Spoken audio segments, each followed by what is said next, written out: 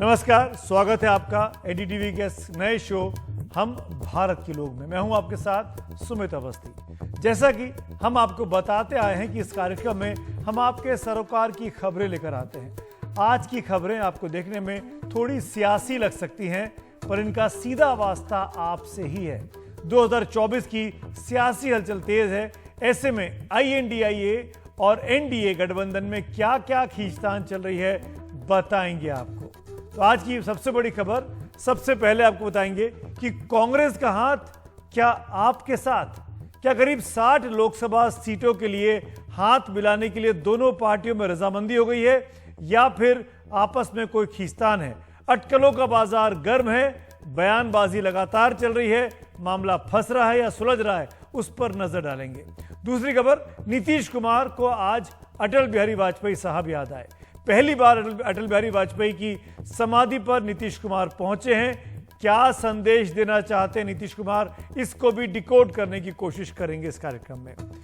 और तीसरी खबर आज की होगी, ओबीसी वर्ग के लिए जिस विश्वकर्मा योजना का ऐलान कल 15 अगस्त पर लाल किले की प्राचीर से पीएम मोदी ने किया था, उसकी घोषणा आज कैबिनेट की मंजूरी के साथ सरकार ने कर दी है। 30 करोड़ लोगों को फायदे की बात इसमें की जा रही है। लेकिन आज सबसे पहले हम बात करेंगे कांग्रेस और आम आदमी पार्टी के बीच। आज सुबह कांग्रेस के आला नेता अपने मुख्यालय में एक साथ इकट्ठा हुए। पार्टी के अध्यक्ष मल्लिकार्जुन खड़गे मौजूद थे, पूर्व अध्यक्ष राहुल गांधी भी मौजूद थे, और दिल्ली प्रदेश कांग्रेस के जो तमाम दिग्गज हैं वो भी इस बैठक में आए थे।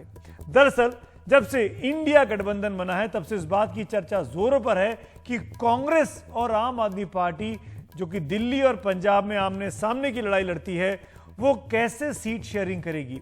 ऐसे में जब मोदी सरकार को हराने की बारी आएगी तो क्या दोनों धुर विरोधी पार्टियां किसी भी तरह के समझौते पर पहुंच पाएंगी? यही टटोलने के लिए दिल्ली में कांग्रेस के तमाम नेता अपने सेंट्रल लीडरशिप के साथ बैठे थे। बैठक के बाद औपचारिक तौर पर तो यह कहा गया कि अभी किसी तरह के चुनावी गठबंधन और सीटों के बंटवारे पर कोई बातचीत नहीं हुई है, लेकिन ये मान के चलिए कि सारी कवायद 2024 की सियासी जंग की दिशा में ही है। और शायद इसीलिए जो प्रदेश के नेता हैं वो वही बयानबाजी कर रहे हैं जो प्रदेश की जनता को और उनके कार्यकर्ताओं को सूट करेगा। सुनते हैं पहले कांग्रेस की नेता अलका लांबा क्या कह रही हैं। दिल्ली से पहले 18 राज्यों की मीटिंगें हो चुकी हैं लोकसभा की तैयारियों को लेकर। दिल्ली 19वां राज्य था, 24 कैसे जीतना है, और बिल्कुल आदेश हुआ है कि हमें 7 सीटों पर मजबूत संगठन के साथ हर नेता को आज से अभी से निकलना है। तो स्थानीय नेता कह रहे कि 7 सीटों पर दिल्ली में कांग्रेस पार्टी लड़ेगी। लेकिन अलका लांबा के बयान की प्रतिक्रिया जब आम आदमी पार्टी के नेता सौरभ भारद्वाज के साथ ली गई तो उनका रिएक्शन कुछ ऐसा था जो चीजों को बिगाड़ने की बजाय समाधान का रास्ता निकालने की ओर इशारा कर रहा था। हालांकि अलका लांबा को सौरभ भारद्वाज ने कतई सीरियसली नहीं लिया। सुनते हैं सौरभ की बात को। देखिए, इस तरीके की बातें तो आती रहेंगी। जब इंडिया के सभी घटक दल बैठेंगे, सीट शेयरिंग पे चर्चा करेंगे, सब पार्टियों के राष्ट्रीय नेतृत्व आमने सामने बैठ के इस पे चर्चा करेंगे, तब पता चलेगा कौन सी पार्टी को कौन सी सीटें मिलती हैं। ये तो बहुत आगे की बात है। आपको लगता है कि कोई फर्क नहीं पड़ता। देखिए, बहुत छोटे छोटे नेता हैं जिनकी जमानतें एमएलए इलेक्शन तक में नहीं बची हैं, उनकी क्या वैल्यू? अनिल चौधरी और अलका लांबा ने बयान, दोनों की जमानत कहाँ बची? दोनों की ही नहीं बची। दोनों की मिला लो तो भी नहीं जीतेंगे। याद रखिएगा, अलका लांबा पहले आम आदमी पार्टी में ही हुआ करती थी, वो छोड़ के वापस कांग्रेस में लौटी हैं। तो सौरभ भारद्वाज और अलका लांबा के आपसी सियासी संबंध कैसे होंगे वो इन बयानबाजी से समझ में आता है। लेकिन इस बीच कांग्रेस और आम आदमी पार्टी की आपसी खींचतान कोई नई नहीं है, पुरानी लड़ाई चल रही है। जिन जिन राज्यों में आज आम आदमी पार्टी मजबूत है या उसकी मौजूदगी है, वहां पर कांग्रेस कभी काफी मजबूत हुआ करती थी। यानी कांग्रेस की जमीन छीन कर ही आम आदमी पार्टी का वजूद दिखाई देता है। और दोनों त्रिकोणीय मुकाबले में आम आदमी पार्टी और कांग्रेस बीजेपी के साथ आमने सामने की टक्कर करती थी, यानी त्रिकोणीय मुकाबला होता था। इसीलिए अगर आप और कांग्रेस मिलकर चुनाव लड़ती हैं तो दोनों को सियासी फायदा हो सकता है या नहीं हो सकता है, इस पर अब आपको नजर डालते हैं। ग्राफिक्स के जरिए समझाते हैं कि देश में ऐसे कौन कौन से राज्य हैं, कौन सी ऐसी लगभग 60 सीटें जिनकी ओर हम इशारा कर रहे हैं। अगर हम बात करें देश के नक्शे पर जाएं और नक्शे में हम जो राज्य हैं जहां पे कांग्रेस और आम आदमी पार्टी साथ आ सकते हैं, तो वो पहला है पंजाब और चंडीगढ़ का। पंजाब में 13 लोकसभा सीटें हैं और चंडीगढ़ की 1 लोकसभा सीट, यानी कुल 14 सीटें इस इलाके से आती हैं। उसके साथ लगा हुआ इलाका है हरियाणा का, जिस हरियाणा से खुद अरविंद केजरीवाल भी आते हैं। 10 लोकसभा सीटें हैं। गुजरात में 26 लोकसभा सीटें, और गुजरात इसलिए इंपॉर्टेंट है कि आम आदमी पार्टी ने पिछले दिनों वहां मजबूती के साथ विधानसभा चुनाव में अपनी मौजूदगी दिखाई थी। दिल्ली 7 लोकसभा सीटें हैं। दिल्ली को लेकर तो सारा खींचतान है। शीला दीक्षित को हराकर अरविंद केजरीवाल मुख्यमंत्री बने हैं। और एक और छोटा राज्य है जहां पर गोवा, जहां पे 2 लोकसभा सीटें हैं। ये तो कुल राज्यों की स्ट्रेंथ है, किस राज्य में कितनी सीटें, इन सबको जोड़ ले तो कुल 59 सीटें आ जाती हैं, लगभग 60, जैसा कि हम बात कर रहे थे। अब अगर ये बात किया जाए कि कैसे समझौते हो सकते हैं, हमारे पास जो जानकारी मिल रही है, हमारे जो वरिष्ठ लोग हैं उन्होंने दोनों पार्टियों के वरिष्ठ नेताओं से बातचीत की है, तो क्या फॉर्मूला निकल रहा है नजदीकियों का, वो हम आपको बताते हैं, जो हमारे पास अब तक की जानकारी है इस वक्त जब मैं आज आपसे बात कर रहा हूं। अगर हम पंजाब और चंडीगढ़ की बात करें, जहां पे कुल 14 लोकसभा सीटें हैं, 13 और 1 मिला के, पंजाब की 13 और चंडीगढ़ की 1, तो बताया जा रहा है कि 7-7 सीटें आपस में बट सकती हैं, 7 कांग्रेस के पाले में, 7 आम आदमी पार्टी के पाले में। हरियाणा में 10 लोकसभा सीटें, जैसे कि मैंने बताया, हरियाणा में कांग्रेस पार्टी मजबूती से लड़ती है, लेकिन आम आदमी पार्टी को खुश करने के लिए एक सीट दिल्ली के आसपास की, जो गुरुग्राम की सीट मानी जा रही है, वो शायद आम आदमी पार्टी को देने पर, कंसीड करने पर कांग्रेस तैयार हो सकती है। गुजरात में 26 लोकसभा सीटें हैं, क्योंकि मजबूती के साथ आम आदमी पार्टी लड़ी थी, खासकर सूरत के आसपास। वहां के इलाके की 1 लोकसभा सीट शायद सूरत ही हो सकती है या कोई और भी, वो कांग्रेस पार्टी कंसीड करने को तैयार है।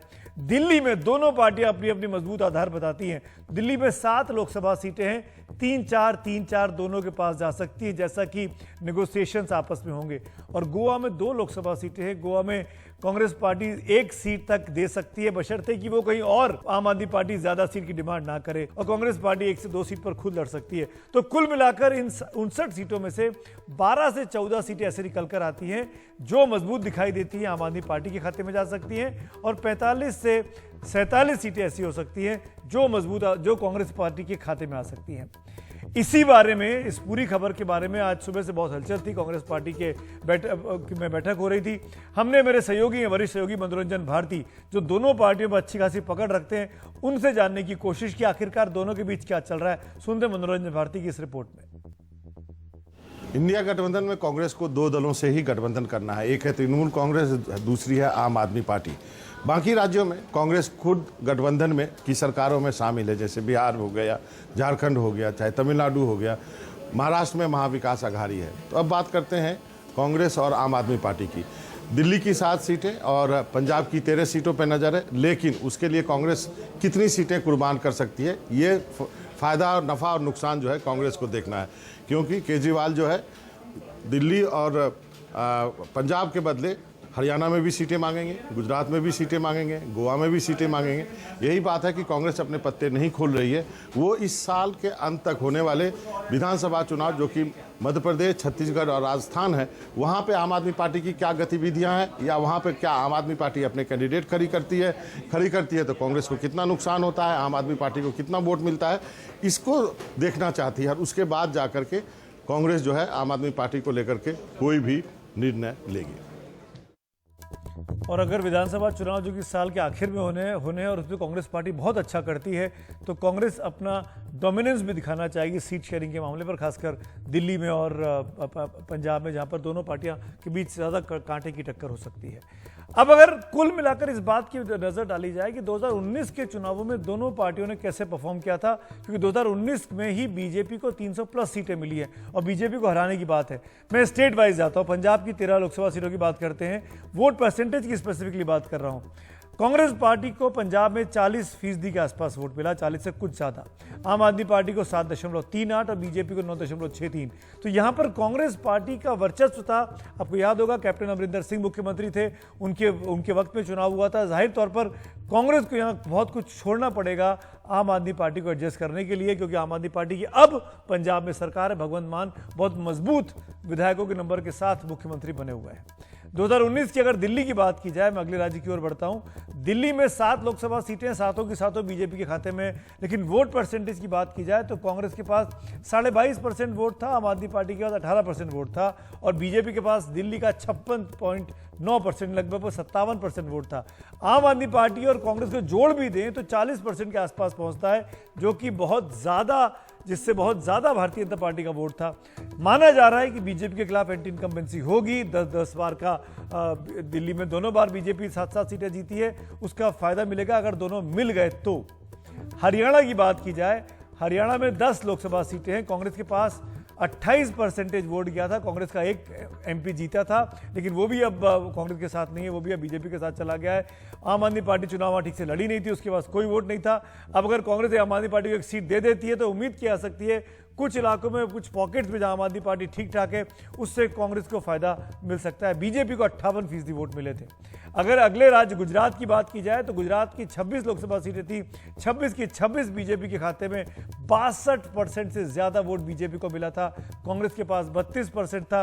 लेकिन ये 5 साल पुरानी बात है। अभी हाल ही में विधानसभा चुनाव हुए थे, उसमें आम आदमी पार्टी ने ठीक ठाक परफॉर्म किया है और कांग्रेस को लगता है कि अगर आम आदमी पार्टी और कांग्रेस मिल जाती है, कुछ पॉकेट्स में जहां आम आदमी पार्टी मजबूत हुई है, उसका फायदा मिल सकता है इस गठबंधन को, INDIA जिसका नाम है। गोवा में 2 लोकसभा सीटें हैं, कांग्रेस को 43.6% वोट मिला, आम आदमी पार्टी को पिछली बार 3% वोट मिला और बीजेपी के पास 51% वोट है। अगर आप सिंपल मैथ्स करेंगे, जोड़ लेंगे तो लगेगा कि कुछ फायदा नहीं है दोनों के एक हो जाने का, कांग्रेस और आपके। लेकिन बीच में विधानसभा चुनाव हुए, उसमें आम आदमी पार्टी लड़ी है, उसके कुछ MLA वहां जीते भी हैं, तो ये उम्मीद की जा रही है कि वोट परसेंटेज का माहौल अब बदल रहा है 2024 के चुनाव में। इसीलिए गठबंधन में जो 2 लोकसभा सीटें वो आपस में एक एक करके बांट ली जाए, बशर्ते कि आम आदमी पार्टी की और सीटें किसी और राज्य में ना मांगे।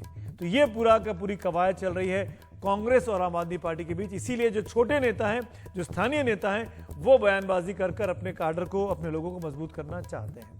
आगे बढ़ते हैं आज की अगली खबर की ओर। यह खबर भी सियासी है लेकिन बहुत दिलचस्प है। बिहार के मुख्यमंत्री नीतीश कुमार आज दिल्ली पहुंचे।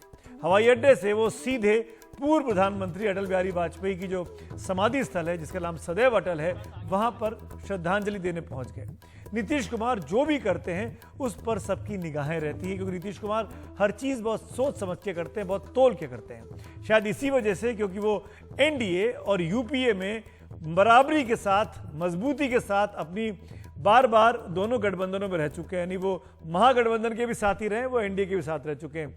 ऐसे में बीजेपी के कद्दावर नेता नीतीश कुमार क्यों समाधि पर गए, क्या अटल बिहारी वाजपेयी को समाधि स्थल पर जाकर संदेश देना चाहते हैं? आइए सुनते हैं क्या कहा नीतीश कुमार ने। अचानक 5 साल के बाद नीतीश कुमार को पहली बार सदैव अटल समाधि स्थल जाने की जरूरत क्यों पड़ी? कभी भूल नहीं सकते हैं उनको हमेशा, और उन्होंने किस तरह से कितना काम मुझको दिया और किस तरह से हमने किया और किस तरह से हमको सब कुछ करते थे, प्रेम करते थे, सब कुछ करते थे। और सब दिन जब तक वो रहे, और जब बताइए जब बिहार में हम तो जब मुख्यमंत्री बने तो वो बनाने के लिए तो थे ही, और उस दिन शपथ पहली बार हुआ तो वहां पर भी वो गए। आगे भी हर प्रकार से उनसे मिलना, और बीच में उनकी तबीयत खराब हो गई, ये अलग बात है, तब भी हम लोग हमेशा ये उनका हो गया खैर बहुत बात 2018 में, तो हम लोग सब तो यहाँ आ ही रही। तो आज के दिन हम वही अपना नमन अर्पित करने के लिए यहाँ पर। नीतीश जी को अटल बिहारी वाजपेयी याद आया तो अटल बिहारी वाजपेयी के सिपाही सुशील मोदी को लगता है कि कहीं कुछ चाल नीतीश कुमार चल रहे हैं। क्या कहा मोदी ने, सुनते हैं। देखिए, अटल जी का व्यक्तित्व इतना बड़ा था और अटल जी अजात शत्रु कहे जाते थे। आज नीतीश कुमार जो भी कुछ है उसमें भारतीय जनता पार्टी और अटल बिहारी वाजपेयी का सबसे बड़ा योगदान है। अटल जी ने उनको रेल मंत्री बनाया, अटल जी की सरकार में लंबे समय तक मंत्री रहे।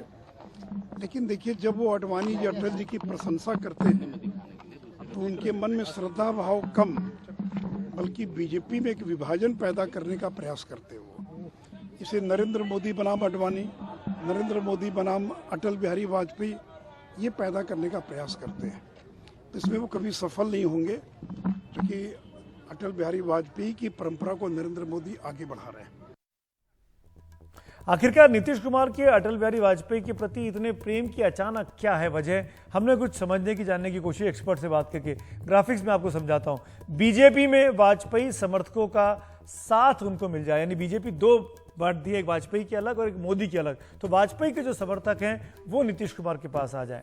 दूसरी बात, ब्राह्मण वोटों को रिझाना, ऐसा भी माना जा रहा है कि नीतीश कुमार बिहार के बाहर अगर चुनाव लड़ेंगे, फूलपुर सीट का नाम चल रहा है, तो ब्राह्मण वहां पर अच्छे खासे उनको रिझाने की कोशिश कर रहे हैं। और तीसरी बात, अगर चुनावों के बाद 2024 के चुनावों के बाद जरूरत पड़ती है एनडीए के घटक साथियों को अपने पाले में लाने की, तो उनका ये जो जेस्चर है वाजपेयी को नेता मानने का, उनका काम आसान कर देगा। जो लोग इसको ये सोच रहे हैं कि कोई नीतीश कुमार के द्वारा पाला बदलने की कोई बात है, तो इस कंप्लीटली हम खारिज करते हैं। दूसरा, उनके पार्टी के कुछ नेताओं का तो ये भी कहना है कि वो नीतीश कुमार वाजपेयी जी के समाधि पर जाकर ये भी दर्शाना चाहते हैं कि वो जिस बीजेपी के साथ थे वो वाजपेयी जी के आदर्शों पर चलती थी, और आज अगर वो उस बीजेपी के साथ नहीं है तो ये दर्शाना चाहते हैं कि वो बीजेपी वाजपेयी जी के आदर्शों से भटक गई। वक्त हो रहा है ब्रेक का, ब्रेक के उस पार जरूर देखिए वीडियो ऑफ द डे।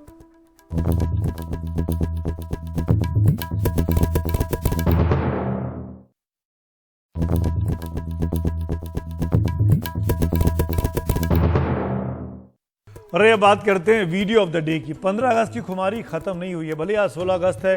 एक तस्वीर देखिए जो बहुत दिलचस्प है। ग्वालियर में आज ड्रोन के जरिए तिरंगा लहराया गया। ग्वालियर में केंद्रीय मंत्री है, नागरिक उड्डयन मंत्री, उन्होंने उनके प्रयास पर यह पूरा कोशिश हुई है। ड्रोन से तिरंगा लहराया गया, फहराया गया। पूरे ग्वालियर शहर की तस्वीर वहां से देखते ही बनती थी।